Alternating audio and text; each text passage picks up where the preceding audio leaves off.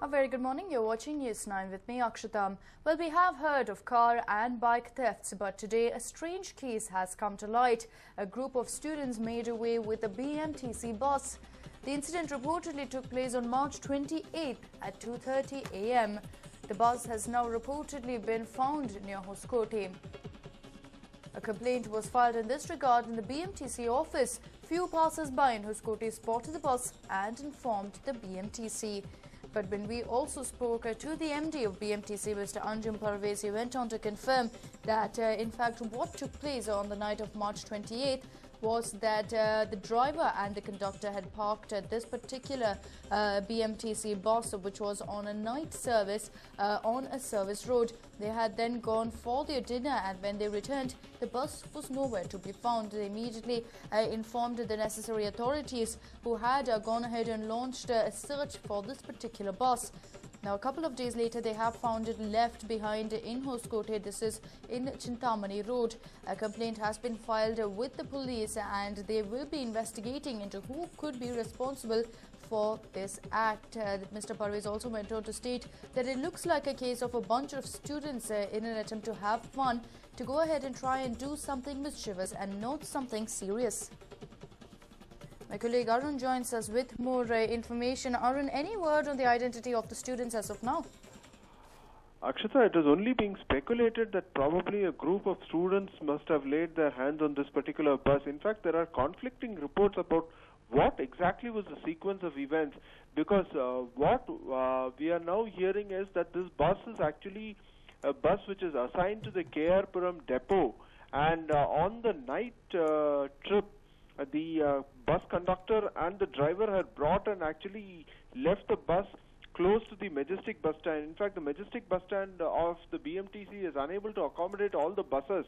So this particular bus was left close to the road, nearby the place where the metro construction is currently being undertaken. Just opposite, ironically enough, a police station from where this bus apparently went missing.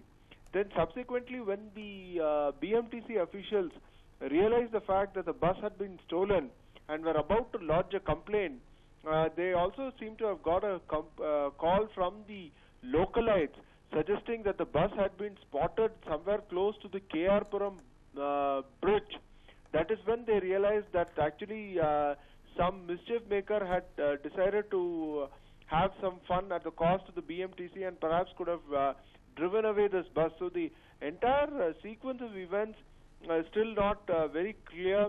Conflicting reports coming out of it, but once again going on to highlight how pathetic perhaps is the arrangement in terms of the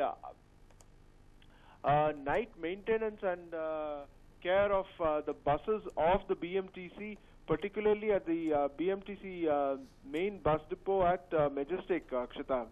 Right, Arun, but not the first time this kind of an incident has taken place. That's right, Akshita, because remember there was one more such instance where actually a person who was actually in an inebriated state had wanted to go to his residence, and when he asked the bus driver and the conductor in the wee hours of the morning, apparently they refused to entertain his request, and that is when the bystander who wanted to board the bus and go home decided to have some fun at the cost of the BMTC, and he actually drove away the bus, even as you rightly pointed out, the driver and the conductor went out to have dinner. So clearly many such instances also being reported in the past, but clear indication that as far as the BMTC is concerned, it needs to pull its socks up, ensure that these kind of incidents don't happen, because remember, we are talking of public property. After all, buses, they may be rickety and old, but the very fact that they are funded from finances collected by the government from people like you and me makes it a public property, and there is much more kind of alertness and responsibility on the part of agencies like the BMTC to ensure that these kind of incidents don't happen in future, Akshita.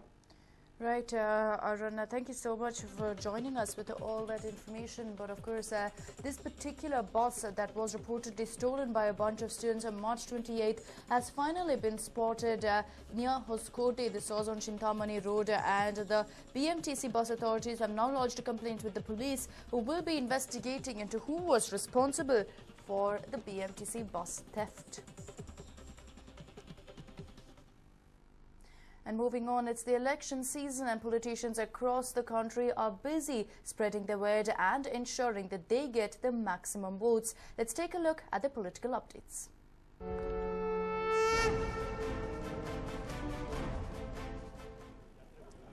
Well, C. Narayanaswamy, the Congress nominee for the Bangalore North constituency, spent the morning meeting voters. He and his team went around meeting the walkers in RMV extension. Narayanaswamy said that he was confident of winning the ensuing Lok Sabha polls, as he was a localite and well prepared to address local issues.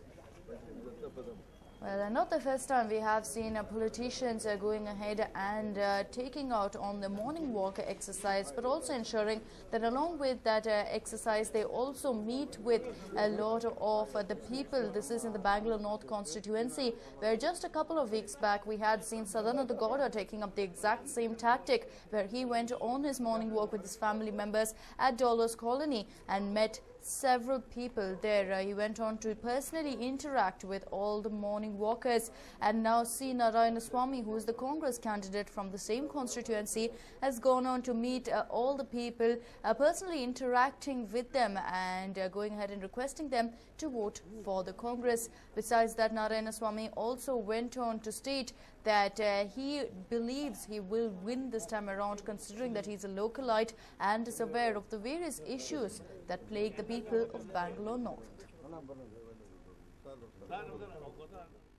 We meet the walkers in the neighboring areas, and we are able to contact them, tell them about myself and the party programs. And it has been a good experience, good response. And since I am a localite, I live in Sanjay Nagar area, and most of them know me also personally for many years. Well, several supporters of the Congress had also come together, and among them was also Sandalwood actress Bhavya. Of course, she had only recently been inducted into the Congress, and clearly her role will be that of campaigning. She did join Narayanaswamy in that morning walk to go ahead and interact with the people.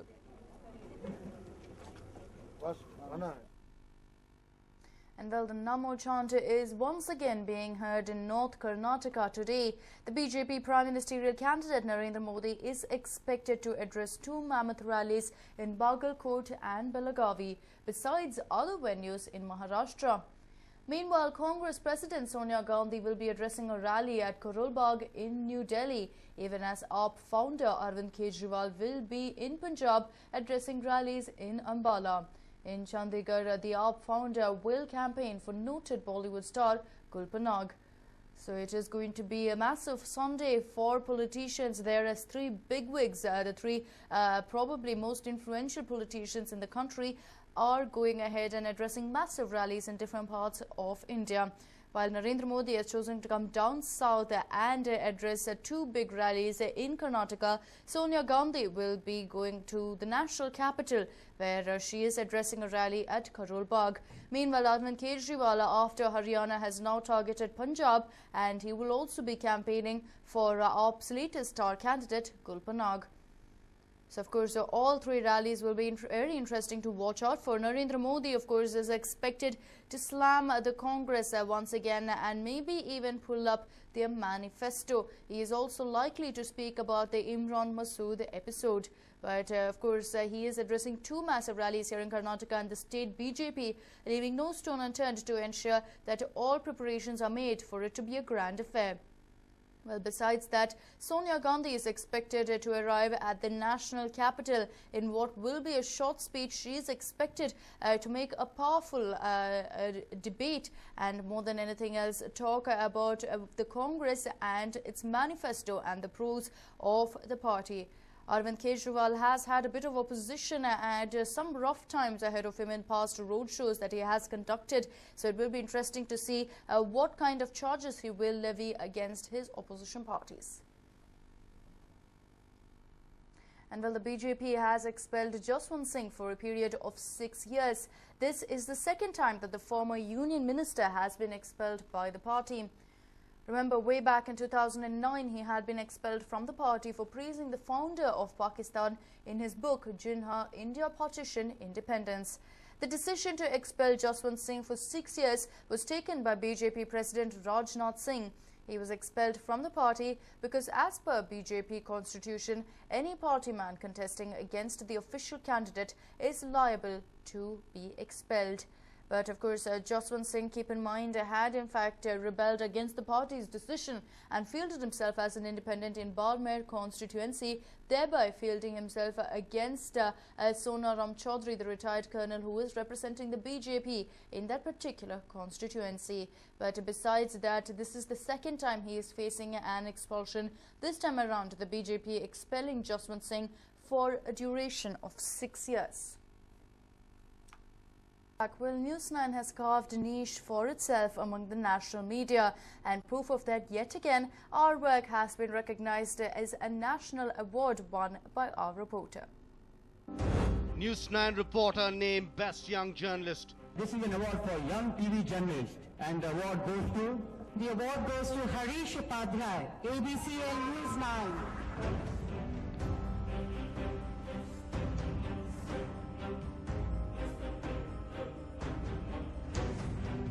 Bringing pride to our channel as well as to Namma City, our reporter Harish Upadhyay has been awarded the Best Young Journalist Award by IndianTelevision.com.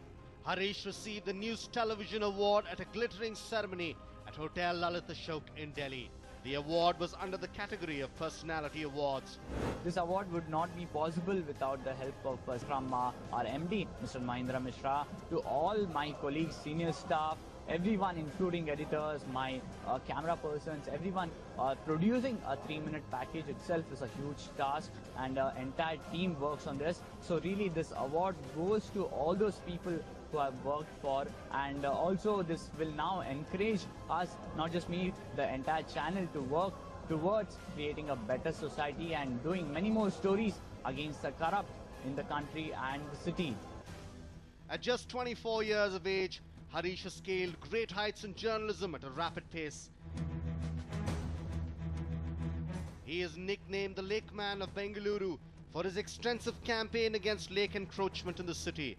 For 3 months, he worked rigorously and exposed the lake mafia in Bengaluru. To find out the exact amount of encroachment in Bangalore lakes, we filed an RTI with the BBMP and the BDA, and the findings will leave you stunned. Relentless campaign on burning issues. Last year, Bengaluru's garbage raised an international stench. The landfills in and around Bengaluru were closed, so the government started looking for cheap alternatives. One such landfill was Mavalipura. The government started dumping thousands of tons of stinking garbage near this village. Soon there was an outbreak of diseases and people suffered in silence. But Harish took up a campaign to stop the government from dumping waste in this village. He was not deterred by the stink or the disease outbreak. After his